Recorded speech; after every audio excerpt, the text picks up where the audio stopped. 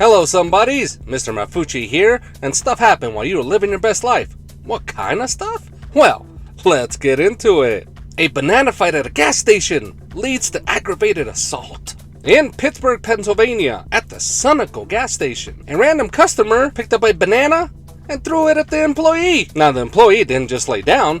He grabbed another banana close by and threw it right back at him. Guess what? We got a food fight! But after so much fruit was thrown, the customer decided it was time to end this fight, went up to the employee and smacked him right on the face. Customer then left the gas station, but not without the employee giving chase. The employee caught him in the parking lot and he was hitting him on the head with a PVC pipe. Now the employee may not have started the fight, but he sure as heck was gonna finish it. Now a few things did go on after this happened. Number one, the customer was hospitalized in critical condition. And number two, the employee, who allegedly was the victim, was arrested for aggravated assault and reckless endangerment. Now who knew a food fight could end so viciously? And honestly, I didn't know gas stations had bananas, let alone fruit. Nonetheless, the employee is currently in jail. Now can you imagine that topic of conversation, somebody's, when you're in jail and you're asked, hey, what are you doing here? Well, customer threw a banana at me, so you know what had to happen. I threw the smackdown on him and he got his comeuppance. A woman faces jail time for a food review.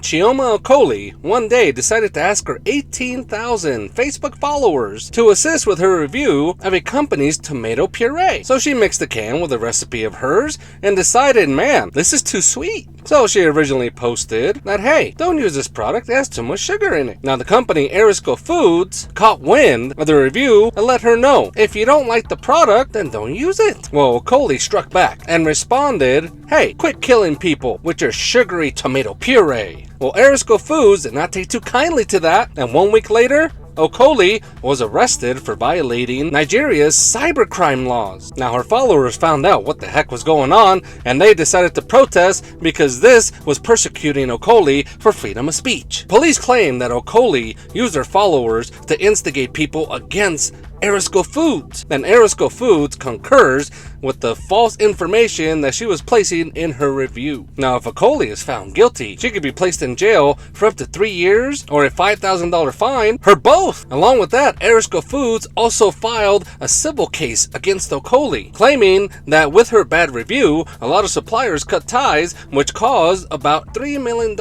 in damages. This over one review. Now, that first night in jail, Okoli's cell did not have anywhere to sit except the ground, and it also had a leaky roof. Not to mention that she's pregnant. Now, if she wanted bail to be set, she had to agree with Arisco Foods to provide a public apology. So she did just that. But when she was out, her lawyer let her know you were under duress. There was no reason for them to make that kind of deal with you. Hence, don't make that public apology. Now, Chioma Okoli did file a countersuit for $361,000 as she truly feels her constitutional rights were violated over one review of a tomato puree. So somebody's, has anybody ever come after you for a review? And if so, to what extent? A teacher sells a student's artwork online. In St. Lazare, Quebec, junior high school student Mario Perron assigned 96 students a project of art with the theme Creepy Portrait, inspired by the artist Jean-Michel Basquiat. So the students are to draw their other classmates or themselves in a creepy manner. So project done, they turn it into their teacher, done data. Well, here's the wrinkle. It seems the student's artwork was so nice and so well that he felt there would be an interest online, and no harm, no foul. So he decided to put it on his own website and sell the portraits either as singles, as prints, or heck, he even had them emblazoned on coffee mugs. Well, it turns out a few parents just happened to randomly pass by his website and realize, hey, you can't do that. Not without a payout. So the parents all huddled and they decided $1.5 million should do it for the copyrights to this artwork. Now, I'm not claiming to be an art aficionado in any way. So somebody's, is this really artwork that people would buy?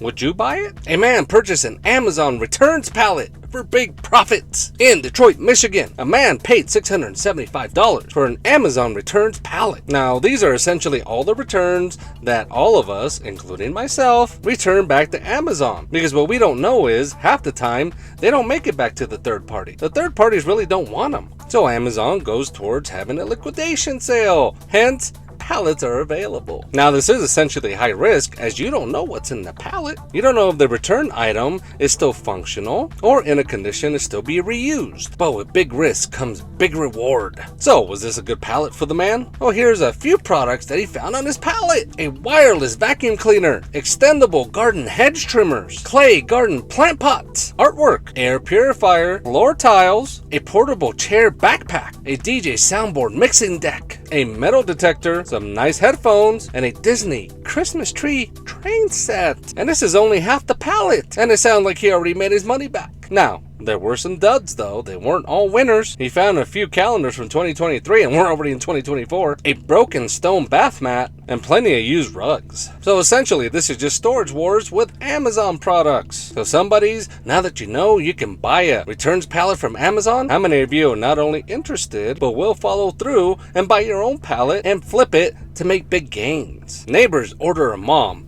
to keep her kids quiet. We go across the pond to England, now in this apartment complex, where neighbors had had enough and wrote a note to the mom claiming that her kids from morning to evening are just too loud. Mom found a note, read it, and she was taken aback. And also, she was quite embarrassed. She thought she was doing a good job. So like any good human being, she decided to write an apology note back to the neighbors and let them know, my kids are throwing more tantrums nowadays, but I didn't know it was bothering you guys, so I am trying and I will try harder. Well, the neighbors ain't having that. That's not good enough. So they wrote another note stating that they hear those kids with banging and just loud noise early in the morning. It disturbs their sleep, especially on the weekend when they want to sleep in. The mom needs to stop the noise and have consideration for other people. Otherwise, they're left with no choice but to lodge a formal complaint to the apartment complex. Now, mom reads this note and she's besides herself because she really doesn't think it's that bad. Quite frankly, it could be a little exaggeration at this point. I mean, how thin are these walls in this apartment complex? Now, for all of you somebodies that have never lived in an apartment complex, you're not going to understand this. But even with the thickest walls, kids' actions, kids' voices just tend to penetrate through after a while. And as a neighbor hearing this on the daily, do you have a breaking point? Or should you just realize that kids will be kids and just figure out how to accept it? A woman is sued for a contractor building a house on her land in Puna, Hawaii. A woman purchased the land prior to COVID-19 where she was going to build a nice home for herself. But again, this was during COVID-19, and unfortunately, this kept her away from Hawaii and kept her in her residence of California. Well, it seems during the tail end of COVID-19, contractors were building a group of houses. Well, unfortunately, guess what? One of the houses ended up on her land, but that didn't stop them. They finished the projects. So the woman one day receives a call from a broker saying, hello, I just sold a house and found out that it's in your property line. So how about we work together to figure this out? Well, this is the first time the woman found out about such an occurrence happening on her land. So the woman, rightfully so, doesn't want that house on her land. It should never have happened, and she wants that house gone. Well, the broker and the new homeowners didn't take too kindly to that, so they are suing the woman for damages because the house is sold. Can you believe this? Somebody builds on your property, they were in the wrong, and you get sued. Well, naturally, the woman is countersuing for unauthorized construction. But again, what are we talking about here? Somebody built something on your land without your permission, and yet you as the owner is somehow in the wrong? Somebody can sue you? What are we talking about here, somebodies? This is just mind-blowing. What good is owning the property if the lines that are supposed to be drawn fade out? Entitled parents leave threatening note for all the park goers. On this day, the parents were going to celebrate their 4-year-old's birthday party at the park, so they arrived early to check the location, see where they wanted to have the shindig, and once they picked out the location with all the tables for everyone to be able to sit, they decided to leave a note for everybody else stating, these tables are reserved for a birthday party. Respect our space and don't use our table. Don't be the one to mess this up. Thank you. Now, as I said, they went early to scope out the area, they left a note, and then they left for hours at a time. So it seems this note is supposed to keep everyone away from that area. And to my surprise, there were some people that respected the note for a few hours, but it turns out the parents were gone for more than 6 hours. Now, where's the statute of limitation in this scenario? Especially when this is a public park. You don't just get to reserve the area for yourself. It's first come, first serve. We all know that, somebodies. So the parents did come back with their entire their party, and they were shocked and appalled when they saw people on their table. So words were exchanged between the two parties, and in the end, the people acquiesced to the parents and the birthday party just so they wouldn't ruin their child's party. But again, to have the gall to try to reserve something that number one is not yours, and number two, you don't even stay, you leave and expect a threatening note to keep people away? No, we don't do that. Heck, I've had birthday parties where I had to talk to the city to reserve a spot, but I don't know if that's anywhere. So somebody's. Have you ever tried to reserve a spot at the park? And how did that go? A dad cuts his daughter's hair for not brushing it. So his 7-year-old girl has hair down to her belly button. It's nice, long, and shiny. But it could be better, and it turns out when you have long hair, you're supposed to brush it. Well, dad, for a few years now, has told his daughter, you need to have maintenance on that hair. And to his defense, he too has long hair, past his shoulders. So he's tried to show his daughter how to brush it, and brush it twice a day, but daughter don't care. Her 7-year-old is just a silly heart. Well, as it turns out, dad felt his back was against the wall and he had no choice. So one day he took his daughter, grabbed a pair of scissors, and cut her hair 1 inch below the shoulder. Now here comes the immediate backlash, and to no surprise, all from women. The dad's mom and his sister flat out told him, "What did you do? You don't cut a girl's hair. Besides, she's 7. And they flat out told him, you should attend a parenting class because you don't know what kind of damage you just did to your daughter. But at the same time, that's when dad knew, well, maybe this wasn't the right move.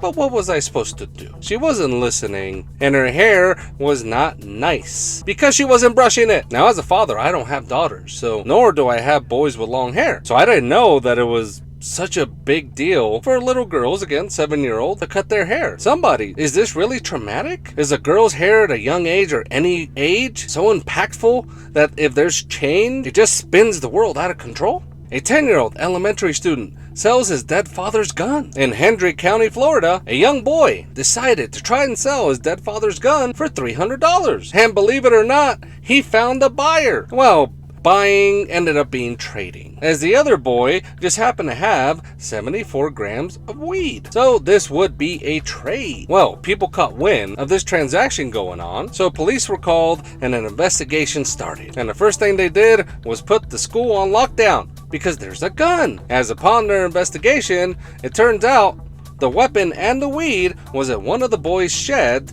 buried underneath. So both boys ended up being caught. And what are their charges? Well, selling a firearm to a minor, unlawful possession of a firearm as a minor, possession of a firearm on school property, grand theft of a firearm, purchasing of a firearm, not to mention possession of more than 20 grams of weed on school property. And to top it all off, the mother of the child with the gun is a deputy at the sheriff's office. And unfortunately, she was quickly placed on administrative leave. Now, both kids have been sent to juvenile detention, but quite frankly, what's going on at schools? I want to know what the kid with the gun wanted or needed $300 for, let alone that he took his dead father's gun. Now, under normal circumstances, I would ask, well, where were the parents? But in this situation, the mom being part of law enforcement, that's even more embarrassing. And quite frankly, it seems that kids should no longer play the game cops and robbers, because who knows how many of these kids would actually have real firearms. That's scary. What's going on in schools, somebodies? How and why are kids able to access firearms like if it's a back alley transaction amongst adults?